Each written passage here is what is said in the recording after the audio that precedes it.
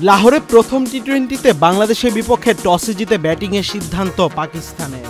আরব আমিরাতের বিপক্ষে তৃতীয় টি-20তে বাংলাদেশ যে দল নিয়ে খেলেছিল, আজ পাকিস্তানের বিপক্ষে সিরিজের প্রথম টি-20তে ওই একই দল নামাচ্ছে tiger coach Phil Simmons.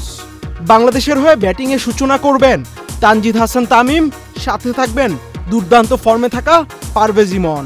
One ডাউনে ব্যাট করতে আসবেন স্টাইলিশ ব্যাটার অধিনায়ক লিটন কুমার দাস। শেকড় থেকে শিখরে 4 নম্বরে ব্যাট করবেন তাওহিদ হৃদয়। 5, 6 ও 7 নম্বরে যথাক্রমে ব্যাট করতে আসবেন শেখ মাহাদি, জাকের আলী, শামীম হোসেন পাটোয়ারি।